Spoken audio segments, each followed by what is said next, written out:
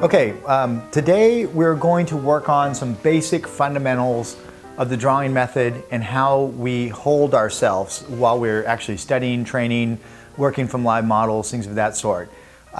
When I started this particular technique of training some 25 years ago, I was very young.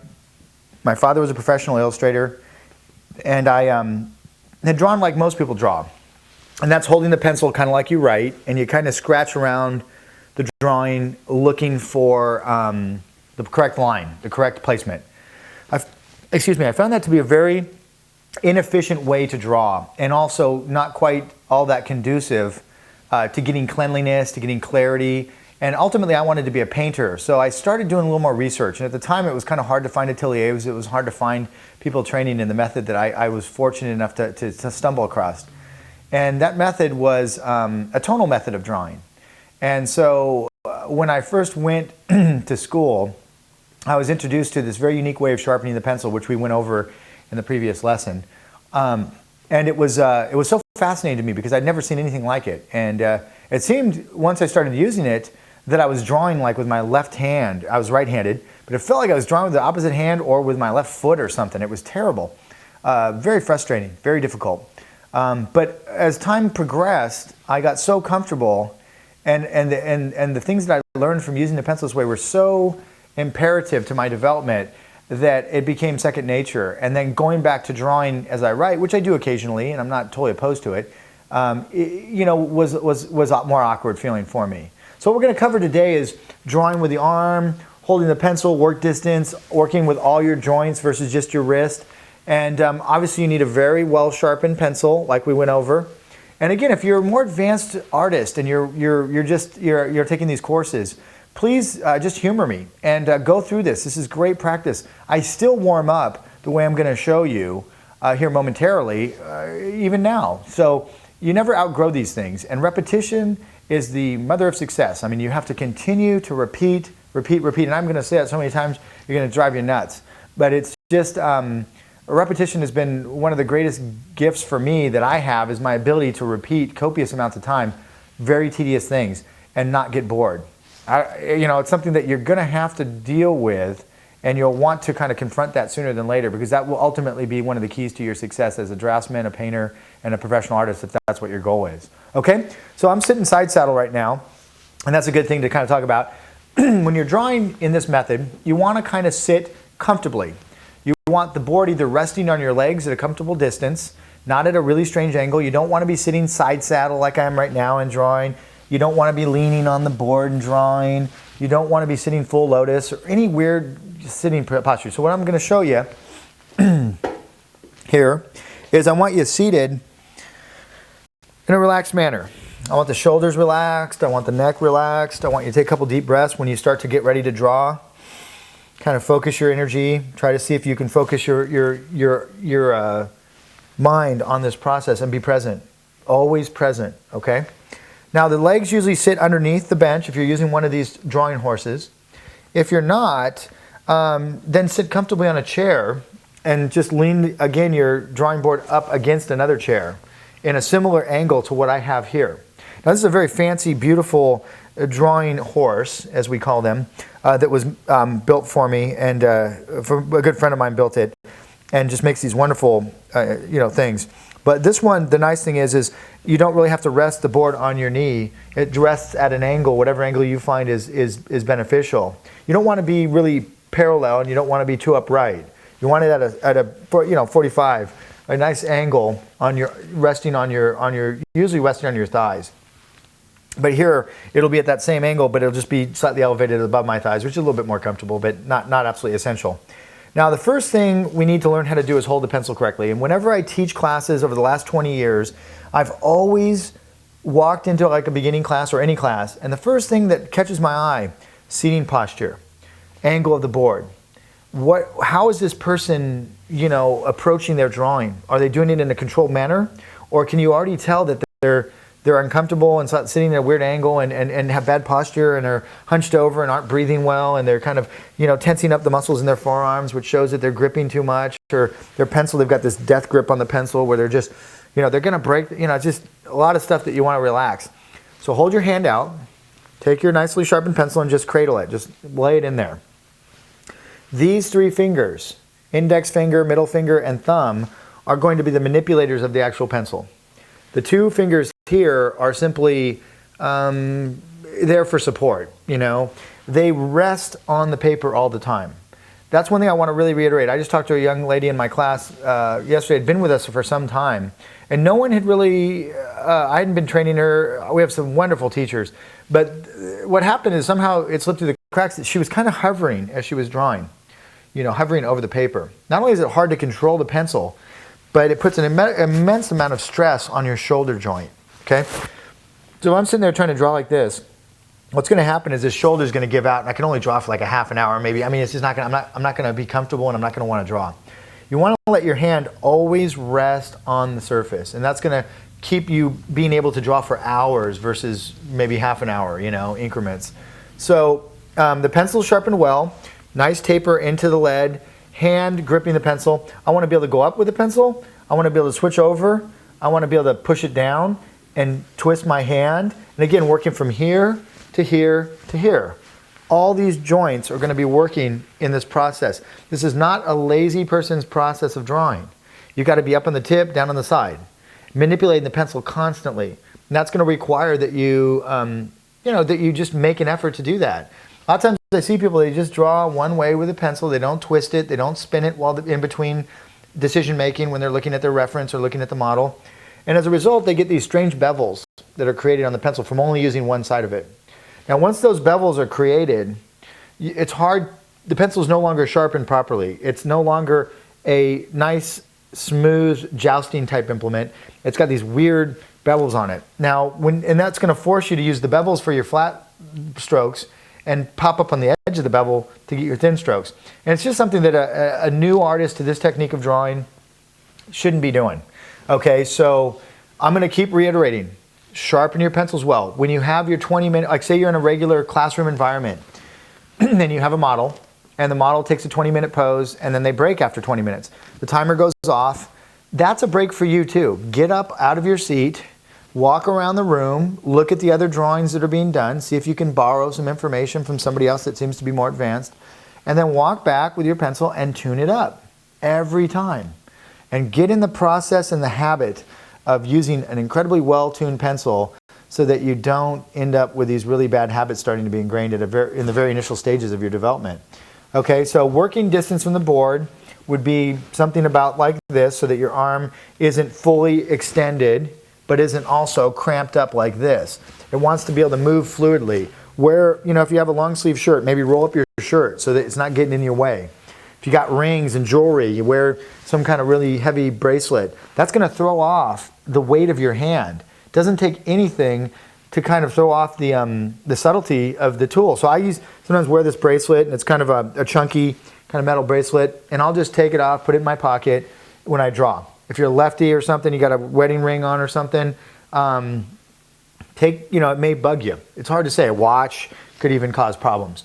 So another thing for you female draftsmen that are getting used to drawing, sometimes the really long fingernails can be problematic because when you try to tip this pencil and do some intricate movements with it, you might find the fingernails are kind of getting in the way. And I know it's kind of hard to tell you to just kind of cut them short. So I've seen plenty of women train with me that do just great, and they do a phenomenal job, and they just learn to kind of deal with it and kind of work around it a little bit. So don't worry too much about it, but just kind of keep in mind that for me, obviously, I have such short nails that doesn't really become a problem. And some of the times I run my pencil parallel to the paper where I'm running along the tips of all my fingers. And again, if I had really long nails, that might cause a bit of an issue. So just keep that in mind.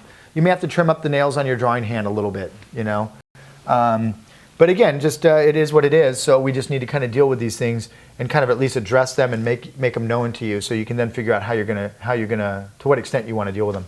Okay, so when I draw, again, with the shoulder, the key is that I want the pencil to be able to drop clean tone, and I want it to be able to,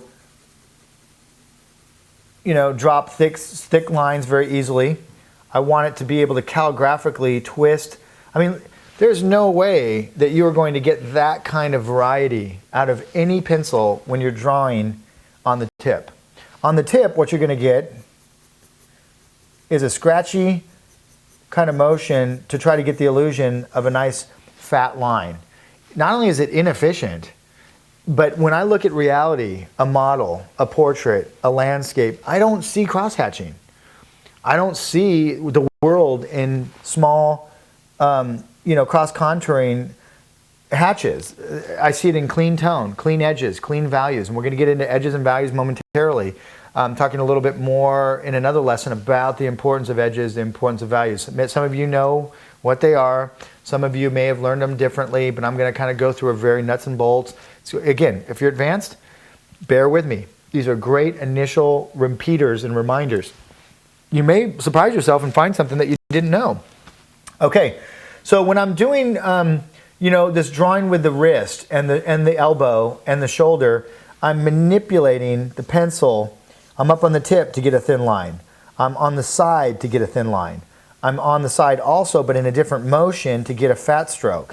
If I want a thin stroke, I can go up on the tip, I can choke up back on the pencil, I can get it up like this, put these two fingers on the paper, and I can drop a very thin line. That sometimes is very helpful. I can also flip the pencil this way, roll it along all the tips of my fingers, and I can drop a very thin line that way. I can also flip it up like I write and drop a thin line that way. So there's so many ways to use this pencil, but you have to be constantly popping it up and down and this and that. And a lot of people are going to find that they just drop their pencil. They don't have that kind of dexterity. This pencil is designed to encourage you to develop a superior sense of dexterity so that when you go into painting, in painting we're going to have a long paintbrush. We're going to be at an arm's distance from the surface. When we paint, it's going to go in and expand and come out and contract. This pencil will not do that. It doesn't do this, but when you twist it, you can emulate that, okay? So we can get a similar effect to that in and out paintbrush. But that's why I'm saying this pencil is a crafty little guy to master, but it's not as hard as a brush at an arm's distance. So it's preparing you for the dexterity needed to be a phenomenal painter. So you're learning to paint already the same dexterity, the same edge manipulation, the same value recognition in a cheap surface, smooth newsprint, with a cheap pencil, maybe $1.50, $2, versus hundreds of dollars in material in paint to try to learn the same stuff. So it does not make sense to rush into painting with neglecting your drawing. A lot of the reason people do that, I believe, is because they are trained in a linear manner, meaning that they are taught to draw like they write. And I was taught this way as a young kid. Almost everybody I know was. And the problem with that is they don't relate to painting that way. So they think of drawing as a separate language and painting as a separate language. The way I train drawing and the way I was trained in drawing is to see those two languages as synonymous, consistent with each other. Yeah, there's some little eccentricities, some little things that you can do with pencil and charcoal that you can't do with paint, some things you can do with paint that you can't do with pencils. But I found that time and time again, I would go back to this methodology and this way of thinking to incorporate or to memorize huge volumes of information, anatomical information, information that I needed to digest, to memorize, and then utilize in my painting. Okay, so when I want to memorize huge amounts of information, I come to this and I work on these surfaces with these pencils.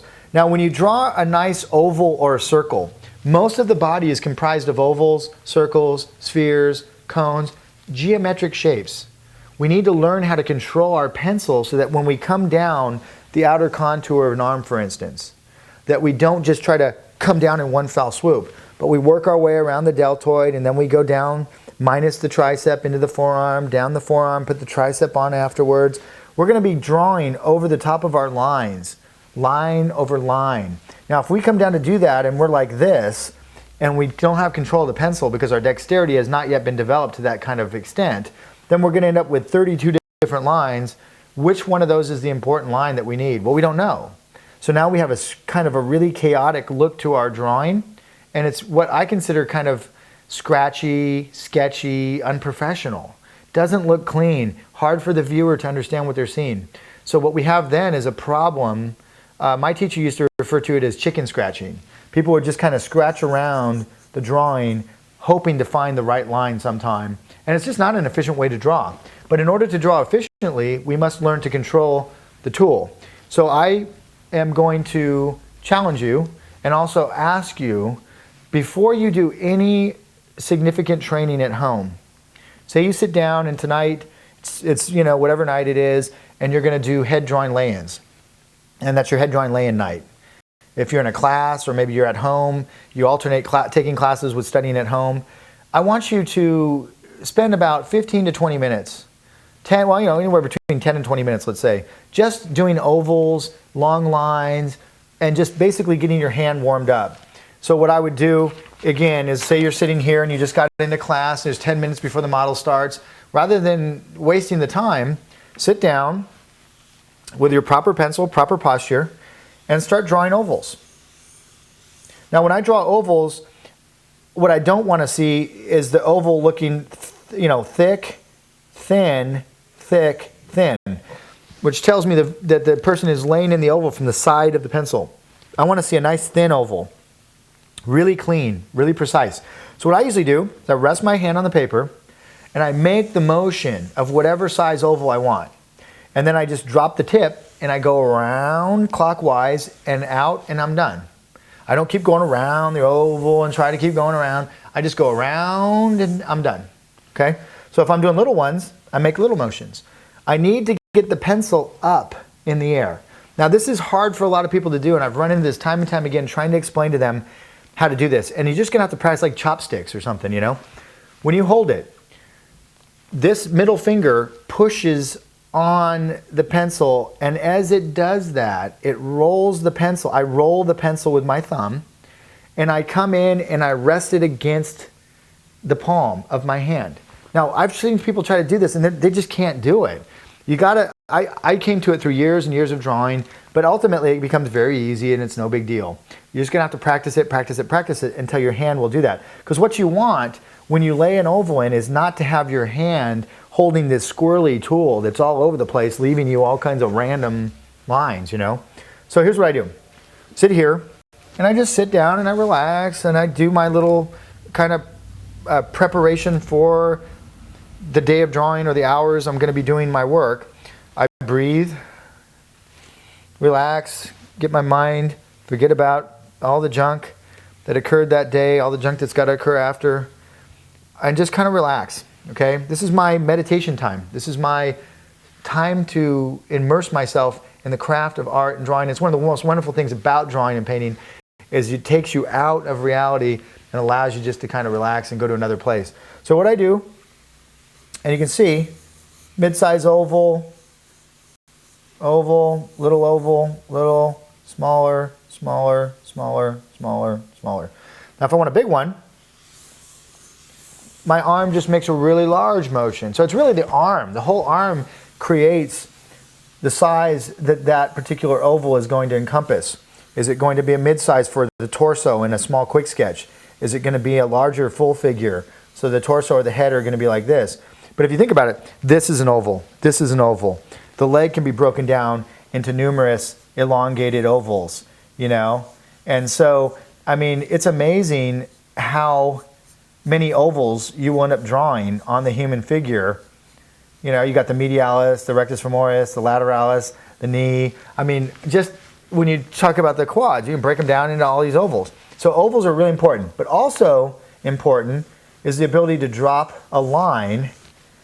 So what I'd like you to do is just make an abstract shape. I don't care what it is, just a line that goes from one point, put a point here, and create a shape. Try to see if your hand can go over and over that shape in a somewhat clean manner. Do I expect you to be able to lay a laser sharp line on top of a line? No, of course not. No one's hand is laser perfect. But what you want to do is allow for the spillover as you come down a form to look like a deliberate spillover. Because what we want ultimately around any exterior form of a figure, a head, is variation of line weight is very important to the aesthetic appeal of a drawing. if the drawing is drawn with a uniformly outlined line everywhere, it just aesthetically doesn't look pleasing. So right here, we have abstract pages, long curves, ovals, repeating lines on top of lines, and this is what our warm-up is going to be. So if I was to, you were in my class with me, I would flip through your pad to check out what you were doing, and every, 5th, 6th, 7th, 8th page should be a page full of ovals and long lines, abstract shading, just kind of practicing, tuning up your pencil, nice relaxed manner, creating variety of line weight, just kind of relaxing and kind of filling in ovals, kind of playing around, inventing heads.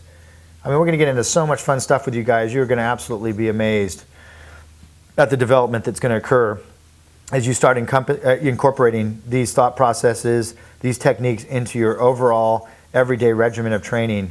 It is going to be like night and day. A couple months down the road, a couple years down the road, you are going to be amazed at how good you are going to get. And I have seen it time and time again. I have helped train just thousands of people, and many of which have gone from raw rank beginners that could barely hold a pencil, barely knew what an edge was, barely knew any of that, to high-end professionals that make their primary living doing illustration, concepting, storyboarding, fine art, portrait commissions. We are going to get into so much fun stuff.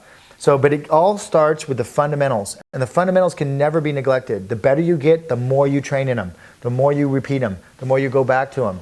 Think like Tiger Woods, or a great golfer, or a great musician or athlete. They don't stop going to the driving range because they are now winning the Masters. They go back and they train even harder, and they train even more, and they repeat, and they go to the driving range more than the next guy. And that's what has led them to be so proficient. And the maintenance of your skills, once you obtain these skills through hard work and effort, you don't want to neglect them and let them atrophy. And so repetition will be the key to maintaining the skills once you've acquired the skills. In this process, we are going to get you the skills you need. We're going to systematically eliminate your weaknesses, and it'll be up to you to maintain those skills once we've given them to you, or helped facilitate. You don't really give anyone anything. You facilitate and share with them, and compassionately and patiently help them to learn to see. So that's what we're going to be doing. So hopefully this is a good overview of what I'd like to see you doing before you warm up, before you work from the model, before you train at home. This is what I'd like to see you doing for at least 10, maybe 15 minutes. Okay? Thanks a bunch. See you soon.